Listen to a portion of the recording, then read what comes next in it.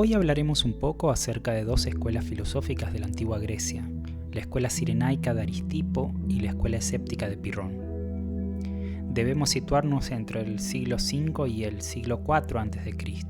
Nos transportaremos entonces casi 2500 años hacia el pasado. Aristipo era de la ciudad de Cirene, de ahí que a sus seguidores lo llamaran cirenaicos. Había estudiado con Sócrates, al igual que Platón, pero su filosofía no se parecía nada a la de este último. La filosofía de los cirenaicos partía de una observación muy elemental. Todos los animales buscan el placer y escapan del dolor. El hombre, siendo un animal, no es en este sentido diferente. El bien es el placer y el mal es el dolor. Los cirenaicos entonces ordenaron su vida en función de esta idea. El hombre, para ser feliz, debía perseguir el placer y evitar el dolor. Lo que es curioso es que, y uno de buenas a primeras no asociaría esto con un filósofo, Aristipo consideraba que el placer era fundamentalmente el placer corporal, el placer de las sensaciones, aquel que se obtiene comiendo algo rico, teniendo sexo, bebiendo un buen vino. Para él esto era la felicidad y eran estas cosas, las mujeres, la buena comida y la buena bebida, las que le aseguraban una vida feliz. Mientras estas cosas no faltaran en la vida, el hombre sería feliz. Aristipo no era un personaje rico, y en este sentido, por sí solo, no hubiese podido hacerse con todas esas cosas que necesitaba para ser feliz. Lo que hacía era acercarse a los hombres poderosos de Atenas y gracias a su charla y lengua, conseguía todo lo que necesitaba. Algunos criticaban su estilo de vida. Diógenes el Cínico, por ejemplo, decía que prefería comer cualquier cosa antes que depender de un hombre poderoso, o de un tirano o un político, porque Aristipo era capaz de soportar burlas y humillaciones por parte de esos hombres poderosos con tal de acceder a sus banquetes y sus mujeres. Para Diógenes esto era rebajarse. Pero así planteado el asunto, podría parecer que la mayoría de nosotros somos cirenaicos. ¿A quién no le gusta comerse una hamburguesa, dormir, irse de fiesta, tener sexo? Pero la filosofía cirenaica no se termina ahí. Para poder ser un verdadero cirenaico, el hombre necesitaba contar con una virtud importante, el autocontrol. Es decir, la capacidad de controlar su deseo, de decidir cuándo satisfacerlo y cuándo no. El verdadero cirenaico era pleno dueño de sí mismo. ¿Y por qué era tan importante el autocontrol?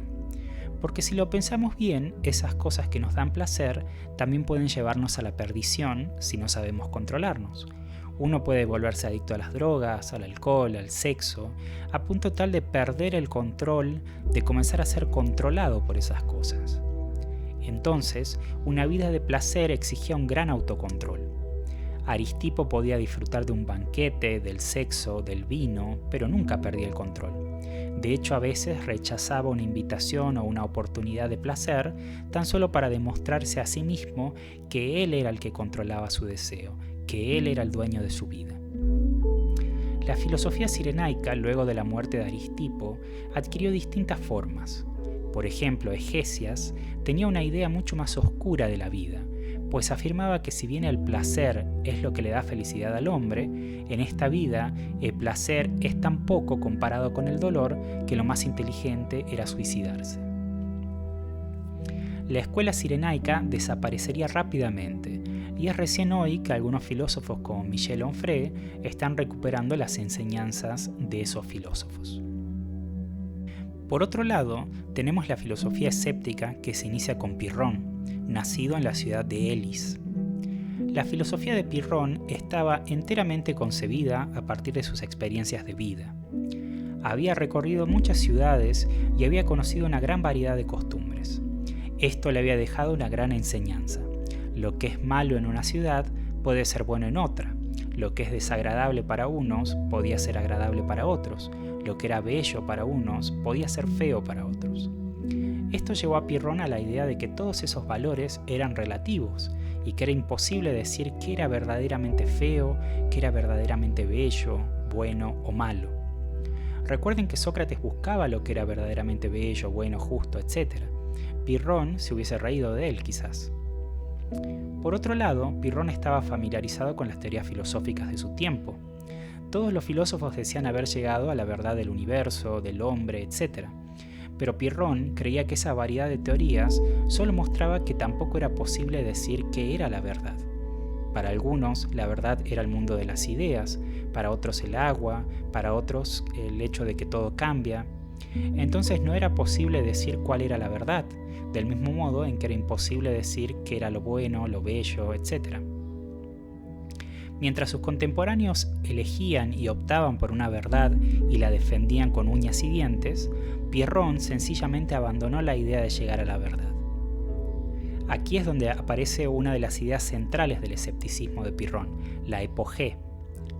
La epogé es la suspensión del juicio, de la opinión.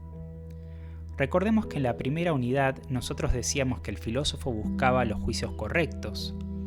Pirrón sencillamente abandonó esa búsqueda, suspendió el juicio, decidió no pronunciarse, abandonar toda opinión, no decir nada. Esto puede sonar muy extraño. La mayoría de las personas parece necesitar una verdad para vivir, necesita creer en algo. Pero para Pirrón, el mejor modo de vivir era vivir sin verdades. Él decía que suspendiendo el juicio, el hombre podía vivir en paz, en un estado llamado ataraxia, que es un estado de profunda calma interior. Pensemos en la siguiente escena. Pirrón se encontraba en un barco en medio del mar, cuando se desató una tormenta. La gente que viajaba con él entró en pánico, pero Pirrón, debido a su suspensión del juicio, a su epogé, pudo mantenerse tranquilo. A diferencia de los demás tripulantes, él no opinaba o juzgaba que lo que le sucedía era terrible, ni siquiera encontraba terrible la posibilidad de morir. Simplemente no juzgaba. Se dice que el único que se mantuvo tranquilo en ese barco, aparte de Pirrón, era un chanchito. Se dice también que los escépticos se entrenaban durante años para llegar a esa suspensión del juicio, la cual no era para nada sencilla. Pero, ¿cómo hacían para vivir si no tenían una idea de lo que era la verdad, lo bueno, lo malo, etc.? Se comenta que los escépticos simplemente se ajustaban a las costumbres del lugar en que vivían. De ese modo podían vivir sin mayores conflictos.